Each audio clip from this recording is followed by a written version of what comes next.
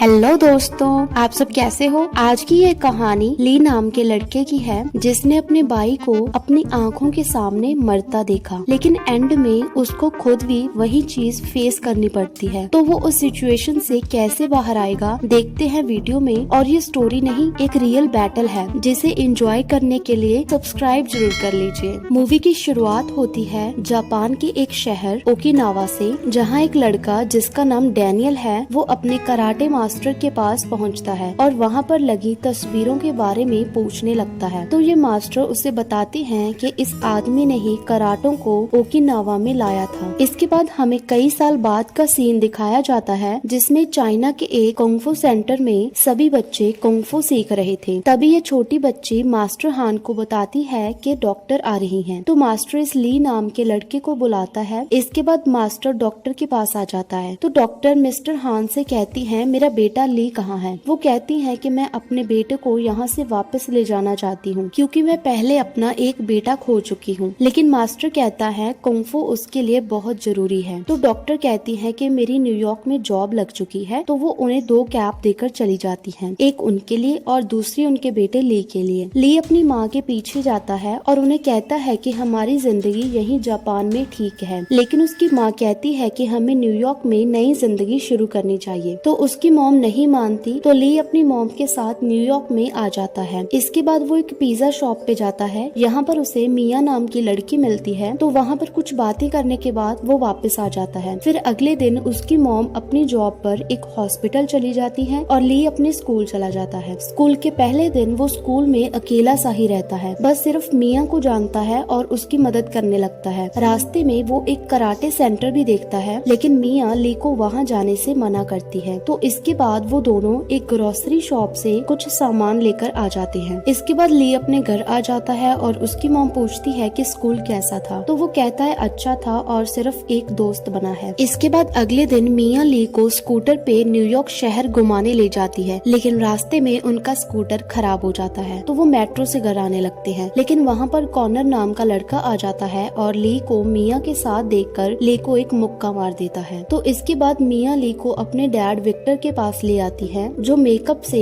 इसकी आंख वाला निशान छिपा देता है। लेकिन अगली सुबह फिर भी इसकी मॉम को पता चल जाता है और वो कहती है कि तुम लड़ाई नहीं करोगे। रात होने पर उसे अपनी ये किताब खोलने पर अपने भाई की फोटो मिलती है, जिसे देखकर वो अपने भाई को याद करने लगता है। अगले दिन स्कूल में कॉर्नर ली को कहता है तुम्हारी आंख ठीक है, और तभी ली को बहुत गुस्सा आ जाता है और वो कॉर्नर से कुंग-फू करने लगता है। लेकिन कॉर्नर को कराटे ज्यादा अच्छे से आते हैं, तो ली उससे हार जाता है। इसके बाद हम देखते हैं कि ली स्कूटर ठीक कर रहा होता है, लेकिन कुछ लोग उसे मारने लग जाते हैं। लेकिन इस बार ली अपनी कुंग-फू टेक्निक से उनको बहुत मारता है। यह देखकर विक्टर ली से कहता है मुझे भी कुंग-फू सिखा दो, लेकिन वो कहता है मैंने किसी से वादा किया है तो मैं नहीं सिखा सकता। इसके बाद वो अपने मास्टर को कॉल करता है और उनसे पूछता है कि यहाँ पर कोई मुझसे कुंग-फू सीखना चाहता है। तो मास्टर मिस्टर हान कहते हैं अगर इससे उसकी मदद होगी तो सिखा दो। तो अगले दिन ली विक्टर को ट्रेनिंग देने चला जाता है, लेकिन विक्टर कहता है कि तुम तो एक बच्चे हो। लेकिन फाइट करने पर विक्टर को पता चल जाता है कि ली कुंग-फू में माहिर है। इसके बाद मिया वहाँ आ जाती है और उन दोनों को रोक देती है। इसके बाद वो तो शॉप पर चली जाती हैं, लेकिन अब इधर हर रोज ली विक्टर को कुंग-फू की ट्रेनिंग देता है और पिज्जा बनाने में भी कुंग-फू ही सिखाया जाता है। कई दिनों तक इनकी ट्रेनिंग चलती रहती है और अब ली भी अपने घर में कुंग-फू की प्रैक्टिस करता है क्योंकि उसे नींद नहीं आ रही थी। तभी वहाँ पर विक्टर आ जाता है और ली अपना पास्ट बताने लगता है। वो कहता है कि एक दिन मेरे भाई ने एक टूर्नामेंट जीता था, लेकिन जब हम दोनों घर आ रहे थे तो जो हारा था उसने बदला लेने के लिए हम पर हमला कर दिया और उनमें से एक ने चाकू निकालकर मेरे भाई को मार दिया, लेकिन मैं कुछ भी नहीं कर पाया। इसके बाद हम देखते हैं कि जब ली एक फेस्टिवल पर जाता है तो मिया को कॉर्नर के साथ देखता है और उसके बाद वो मिया को थोड़ा इग्नोर करने लग जाता है, लेकिन मिया उसको सब समझाती है तो ली उस पर विश्वास कर लेता है। तभी विक्टर वहाँ आ जाता है जिसका आज कंपटीशन है, जिसमें जीतने के बाद उसको अपना कर्ज उतारने के पैसे मिलेंगे। तो अब विक्टर रिंग में पहुँच जाता है तो देखते हैं कौन जीतेगा। अब इनकी लड़ाई शुरू हो जाती है। ये एक दूसरे को पंच मारने लगते हैं, पर विक्टर को थोड़े ज्यादा ही पंच लग जाते हैं, जिससे मिया घबरा जाती है। पर ली साथ साथ विक्टर को एनकरेज करते रहता है और विक्टर एक पंच से कॉम्पिटिटर को नीचे गिरा देता है। और अब विक्टर बिना मार खाए उसको बहुत मारता आता है, जिसे देखकर ली और मिया बहुत खुश होते हैं। लेकिन तभी कॉम्पिटिटर रूल्स तोड़ देता है और विक्टर को बहुत तेज मारता है। मिया ली को मदद करने को कहती है, लेकिन ली उस सदमे में खो जाता है जब उसके भाई की मौत हुई थी, और तभी विक्टर को हॉस्पिटल लाया जाता है। इसके बाद ली की मॉम उसी हॉस्पिटल में डॉक्टर हैं, तो वो विक्टर की जान बचाने की कोशिश करती है। तो देखते हैं विक्टर की जान बच पाएगी या नहीं। इसके बाद ली अब दोबारा टूट जाता है और वो किसी तरह की कोई लड़ाई नहीं करना चाहता, पर एक रात जब वो घर वापस आता है तो कोई उस पर हमला कर देता है। ली उससे बचने की बहुत कोशिश करता है, लेकिन जब वो लाइट ऑन करता है तो उसे पता चलता है कि ये तो मास्टर हैं। इसके बाद उसकी मॉम आ जाती हैं और वो डिनर करने लग जाते हैं। अगली सुबह मास्टर ली के साथ विक्टर को मिलने जाता है और अब विक्टर को होश आ जाता है। विक्टर कहता है कि अब मेरी शॉप बिक जाएगी तो हमें किसी दूसरी जगह शिफ्ट होना पड़ेगा, लेकिन मास्टर कहता है कि हम कोई रास्ता ढूंढते हैं। तो बाहर आकर मिस्टर हान ली से कहते हैं कि टूर्नामेंट में 10 दिन बाकी हैं और मैं तुम्हें ट्रेन करूंगा। इसके बाद मिस्टर हान अपने एक दोस्त मास्टर लारूसो से मिलने आते हैं और उसे कहते हैं कि ली को मियागी कराटे सिखाने हैं। अगली सुबह मास्टर ली की ट्रेनिंग शुरू कर देते हैं। ली हर रोज बहुत हार्ड ट्रेनिंग करता है। इधर हम कॉनर को भी तैयारी करते हुए देखते हैं, जो कई सालों से टूर्नामेंट जीतता आ रहा है। तो अब मिस्टर हान का दोस्त मास्टर लारूसो ली को ट्रेन करने आ जाता है और वो कहते हैं कि अगर तुम्हें जीतना है तो तुम्हें मियागी कराटे सीखने पड़ेंगे। तो अब दोनों ही ली और कॉनर अपनी ट्रेनिंग कर रहे हैं। देखते हैं टूर्नामेंट में कौन जीतेगा। अब दोस्तों वो पल आ गया है जिसका आपको बेसब्री से इंतजार था, टूर्नामेंट डे।